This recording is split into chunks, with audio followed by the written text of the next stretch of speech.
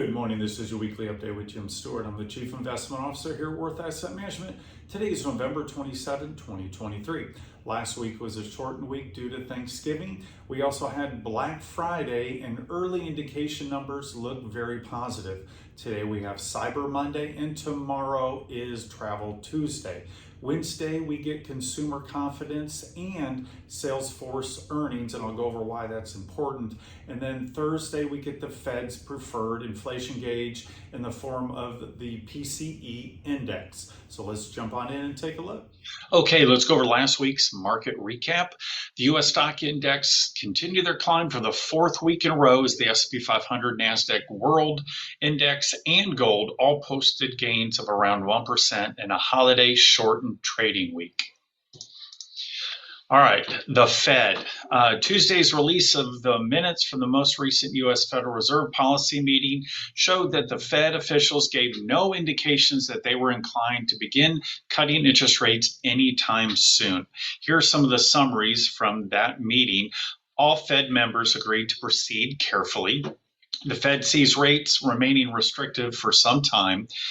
The Fed also sees upside risk still due to inflation. They also see downside risks to growth, and they're going to take this meeting by meeting approach on whether or not they're going to resume interest rate hikes. The next meeting is December 13th, and right now the probability is 97% chance of no change, no hike, or no cut. All right. The number two headline from last week was the NVIDIA earnings. And the AI chip giant reported its quarterly results, and they blew out the numbers.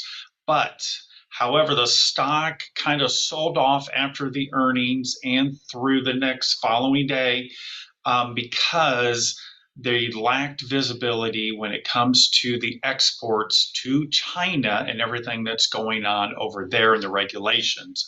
So we shall see if they can go ahead and get through those. So right now it's dipping, but we'll see if we do get some buyers in there to prop that up. All right, the number three market headline from last week is Friday's Black Friday, where shoppers spent a record $9.8 billion in the U.S., up 7.5%. And again, that's not inflation adjusted, so it's really only up about 2 to 3%, but still, that's a positive. And here are some of the key numbers that we can take from that. Shopify hit a record 4.1 billion sales, up 22% year over year. MasterCard sales were up 2.5% year over year. Travel was also up 10% year over year. And buy now, pay later was up almost 50%. So they were not paying with cash. They are pushing off these to later, pay these later. So we shall see. But bottom line is, what recession? Everyone was talking about it last year. Now they're talking about 2024. But right now the numbers are not telling that story. The consumer is very strong. However, there's some other counterpoints to this. Household savings are dropping. Household debt is rising, and there are strains on the labor market, and we're still at interest rates at 20-year highs. And again, right now with the Fed kind of standing still, we may be in this higher for longer or new normal in interest rates, and that will kind of start hitting against the consumer moving into the new year. All right. Let's take a look at the equity short-term chart.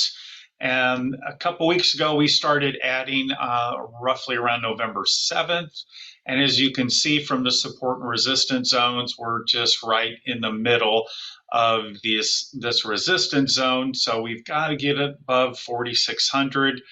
And then about 4,630 is the next mark, and then all-time highs at 47.93.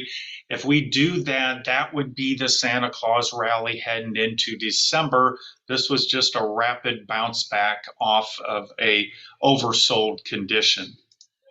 All right, let's take a look at the bond short-term chart.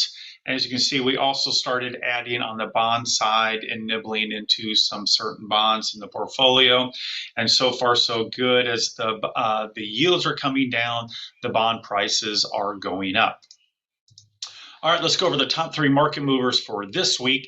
Tuesday, we have the Case-Shiller Home Price Index and Consumer Confidence. And then Wednesday, we get the first revision for the third quarter GDP and Salesforce earnings. And why did I include Salesforce in here? Well, they spent a lot of money and talent on this whole AI push, and we shall see the first look to find out whether or not that actually helped them out in their earnings report and kind of projected moving forward. So that'll be, of the companies reporting this week, that will be the biggest. Thursday, we get the Fed's preferred inflation gauge, the PC index, and after we had the CPI come in a little bit lower, we'll see if that continues over into the PCE. And here's a listing of those companies. As you can see, Snowflake and Salesforce on Wednesday will be the 2 big ones. All right, that's it for this week. Thank you for joining us. Our next update is Monday, December 4th. As always, continue to subscribe, like, and follow, and we shall see you next week. Have a great week trading.